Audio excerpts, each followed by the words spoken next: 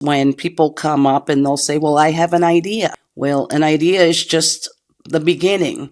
The question is, how do you go from idea, to action? Most creatives believe their talent will eventually pay off.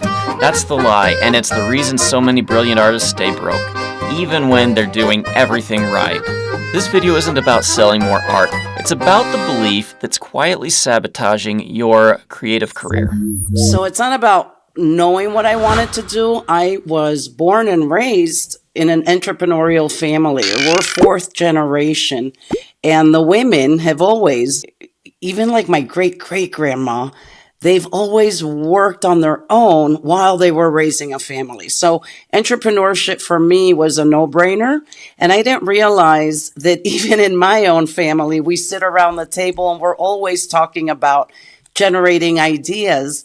And it's when we have our children's friends over that they're fascinated and they're joining in the conversation that you realize that not everyone is, with that entrepreneurial mindset. So that's how I was brought up. That's my childhood. The question was, what do I want to specialize in? And I thought it was tourism, but the universe has closed my doors on tourism 3 times. I've met so many creatives who say, I have this amazing idea for a book, a film, a project, and they think that's enough. But it's not. Ideas don't pay rent. Execution does. And so I have helped many aspiring entrepreneurs, a lot of creatives or existing entrepreneurs throughout my career. And then I also volunteered and served as chairman or chairwoman of the board for Volusia and Flagler Counties for SCORE, which is a nonprofit organization in the United States that has over 11,000 volunteers to help people make sure that, number one, they have a business plan. So that business plan has 9 different steps that you need to at least think about. So even if you just take 2 hours and create a 1-page business plan and make sure that you're clear on 9 different aspects of what it takes to start and run a business, that would be one of my biggest recommendations. Momentum is where I see a lot of people get stuck. So how do you stay consistent? How do you stay sane? How do you organize your time and your brain, especially in this time where now we have a lot of AI that can do our work for us, or we have automation that can also do a lot of that work for us. So how do you maintain that momentum, especially during the tough or the boring times? Because you still have to get up and, be consistent. And so momentum is a toolbox where there's 10 different practices that you can implement based on where you're struggling. And you've mentioned validating your market. How would you go about validating your market?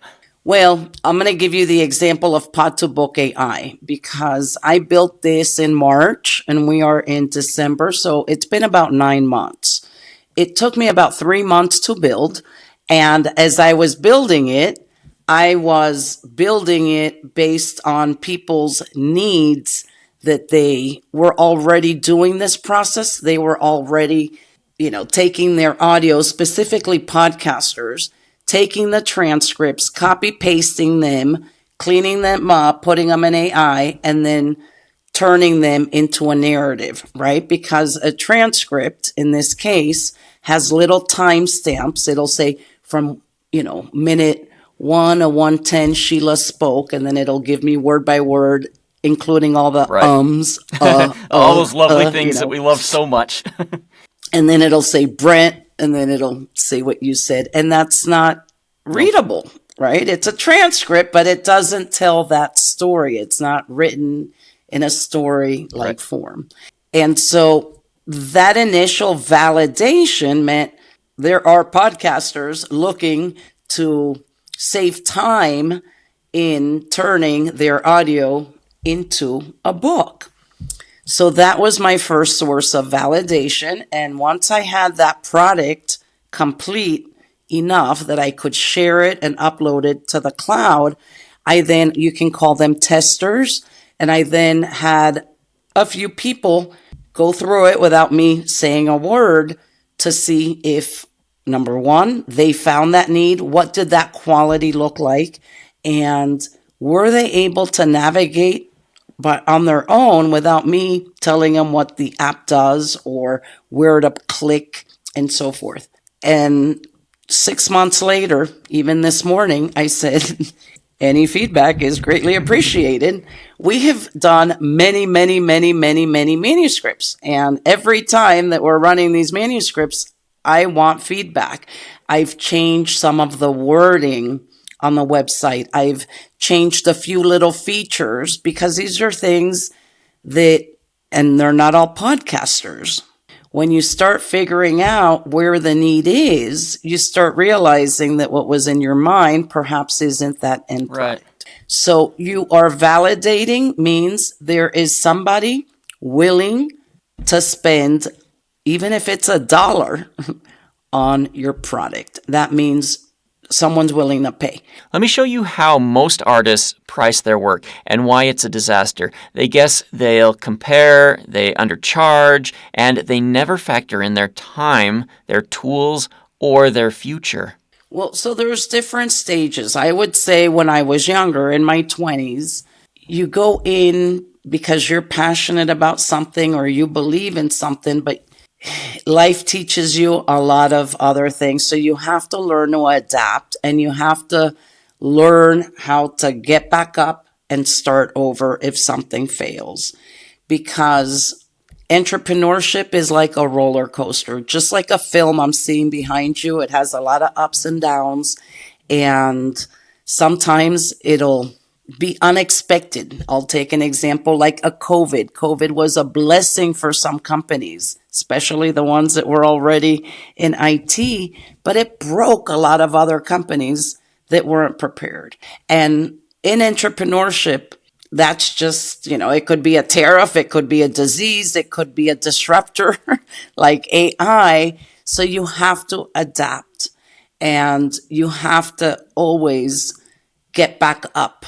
The other thing is fear. So when we talked about the NASA, and I look back now 10 years later, I realize that we sometimes fear stops us. And we'll have these limiting beliefs like, can I? And sometimes you may need external validation. And I'm about self-leadership. I have a master's degree in leadership where I applied a lot of the organizational leadership to self, because you need to lead yourself even before you can lead others. And so to me, self-leadership means being able to distribute your time between your company, your family, take care of yourself, be consistent. And it's not always black and white, and it's not always easy.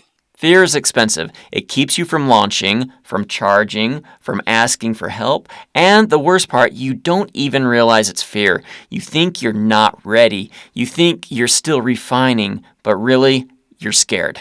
What's probably the hardest part about it? Well, I think that I started with momentum because I think that the consistency and what you have to do to be able to make sure that you have the right mental state and the right time and not get distracted, to be able to take it to the finish line, whether you break it down in 5 steps into a 3-month project or into a 1-year project.